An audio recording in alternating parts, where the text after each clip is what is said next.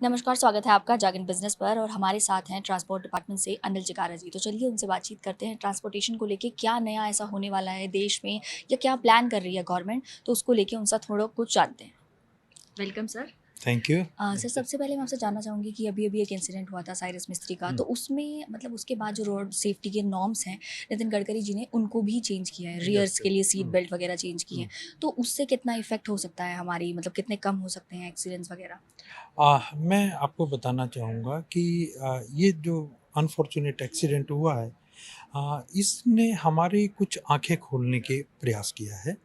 लेकिन इससे पहले मिनिस्ट्री ऑफ रोड ट्रांसपोर्ट ने एक इंटरनेशनल प्रैक्टिस के थ्रू एक आईरेड एप्लीकेशन बनाया है और अब आने वाले समय में सिर्फ ट्रांसपोर्ट डिपार्टमेंट या ट्रैफिक पुलिस जिम्मेवार नहीं है। अब इसके लिए डिस्ट्रिक्ट मजिस्ट्रेट यानी कि डीएम को जिम्मेवार बनाया है और रोड सेफ्टी सेल बनाया है। रोड सेफ्टी सेल में पीडब्ल्यूडी भी पार्ट होगा और ट्रांसपोर्ट डिपार्टमेंट भी होगा, ट्रैफिक भी होगा, पीडब्ल्यूडी भी होगा और और अलाइड जो भी एजेंसियाज होंगे वो उसके साथ होंगी।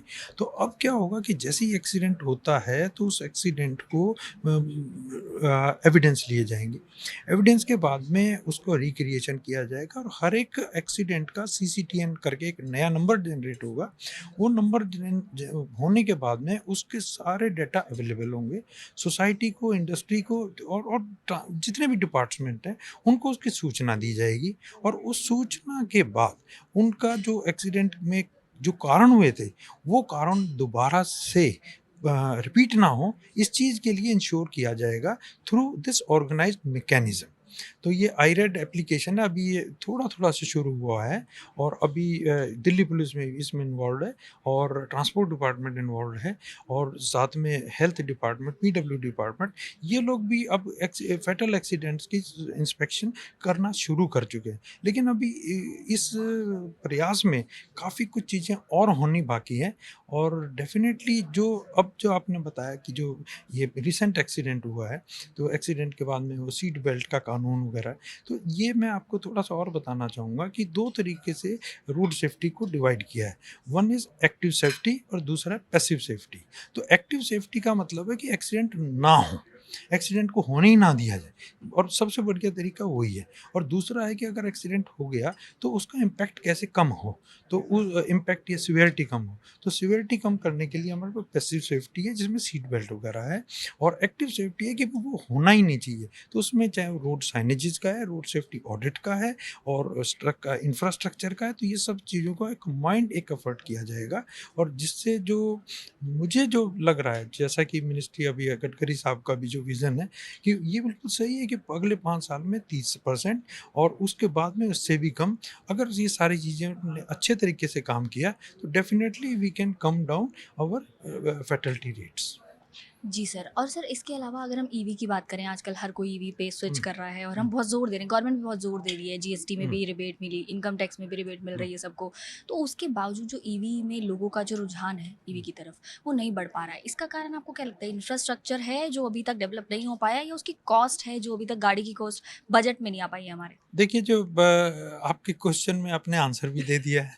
तो फैक्ट बिल्कुल यही है कि अभी यूज़र फ्रेंडली ईवी नहीं आई है और अभी अगर इसकी पब्लिसिटी भी जो करने की ज़रूरत है, तो इसको भी कुछ स्टेजेज़ में किया जा सकता है। तो जो हमारे जैसे कार एप्लीकेशन है या टू व्हीलर एप्लीकेशंस है, तो हम अगर इसको जैसे मैं आपको बताऊँ कि लास्ट माइल कनेक्टिविटी में ई-रिक्शा ने शुरू किया। ठीक है, ये एक अच्छा कदम है क्योंकि जहाँ जैसी ज़रूरत है, वहाँ उसका इम्प्लीमेंट किया जाए। तो अगर हम उसको डिवाइड करके ग्रेजुअल तरीके से करें, तो इलेक्ट्रिकल व्हीकल्स का हमारा जो जो प्रसार है, वो ज़्यादा से ज़्यादा हो सकता है और हमें मतलब जैसे ना कि क्विक जंपिंग ना करके ग्रेजुअल जितना काम किया उतना लोग सेटिस्फाइड हुए और फिर सेटिस्फेक्शन के बाद में वो गाड़ियों को स्विच ओवर करें और अगर आप थोड़ा सा फोर्सिबली करते रहेंगे या ज़्यादा इंसेंटिव देते रहेंगे वो भी नहीं, जब लोगों को ज़रूरत होगी और जब उनको लगेगा कि ये मेरे को ज़्यादा अच्छा है कंपेयर टू अदर ऑप्शन, तो वो डेफ़िनेटली इस पे आएगा और आने वाले टाइम में आएगा।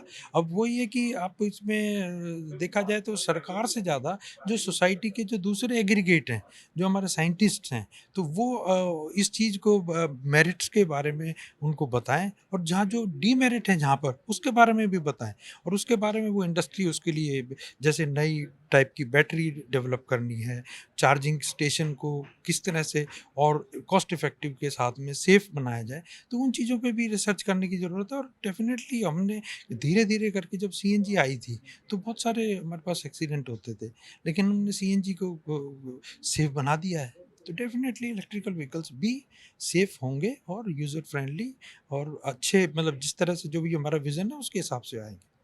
सर वो तो है, लेकिन अभी तक सीएनजी पंप्स ही पूरे इंडिया में नहीं लग पाए हैं। तो ईवी की तरफ फ़ोकस ज़रूर हो रहा है लोगों का, लेकिन उसको मतलब अगर हम सीएनजी पंप्स ही नहीं पहुँचा पाए अब तक, जो कि चल हुँ, रही है, मेट्रो हुँ। सिटीज़ में है, प्रॉपर है।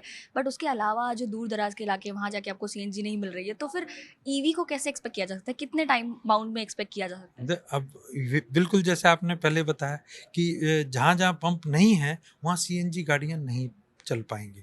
आपकी अवेलेबिलिटी ऐसी चार्जिंग स्टेशन वाली जो बात है, हम सही बात ये है कि सीएनजी में जो एक्सपीरियंस हुए थे ना, उसको धीरे-धीरे सीखे। इसी तरह से हमने को इंफ्रास्ट्रक्चर बढ़ाएँ, अपनी कॉस्ट और सब्सिडी भी देने की ज़रूरत है इसमें और वो भी किया जाए और जहाँ तक बात ये जो सेफ्टी के हैं आइटम, इनके लिए भी किया जाए। तो आपकी अगर फैसिलिटी और इंफ्रास्ट्रक्चर बढ़ेगा तो ही हमारा होलिस्टिक वे में ईवी का एक्सपेंशन होगा। Okay sir. सर एक क्वेश्चन मैं आपसे पूछती हूँ हाँ, ड्राइविंग लाइसेंस को लेके जी कि बताएँ। जैसे कि ड्राइविंग लाइसेंस के लिए मतलब जो हमारे रोड एक्सीडेंट्स का हुँ, आपने एक हुँ, ब्यौरा बताया कि वो धीरे-धीरे कम होगा, वो हुँ, आपका एक प्लान है कि हो सकता है ये सेफ्टी नॉर्म्स हुँ। बढ़ाने से। तो क्या इसमें ड्राइविंग लाइसेंस का भी एक बहुत बड़ा रोल है कि ड्राइविंग लाइसेंस के जो नॉर्म्स हैं वो और स्ट्रिक्ट कर दिए जाएँ अब? आपको मैं थोड़ा-सा अपडेट करना चाहूँगा, ये बिल्कुल आपने सही बात कही।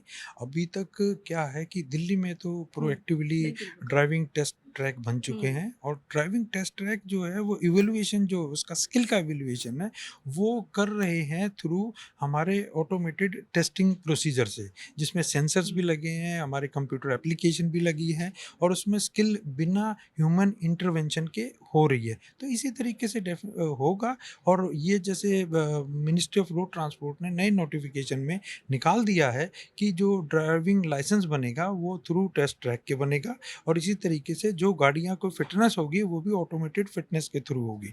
तो अब ज़रूरत है सोसाइटी शुड आल्सो डिमांड मतलब अब क्या है कि सरकार को ज़रूरत नहीं है कि ये एनफोर्स करे सर सोसाइटी का है कि जी हमारे को सेफ ड्राइवर चाहिए सेफ्टी हमारे इज़ अ बर्थ राइट ये अगर सेंसिटाइज होगा तो हम आपको मैं क्या बताऊं कि वर्ल्ड में हम ही एग्जाम्पल बन जाएंगे और आएगा ये वाला समय जी सर, धन्यवाद आपका। थैंक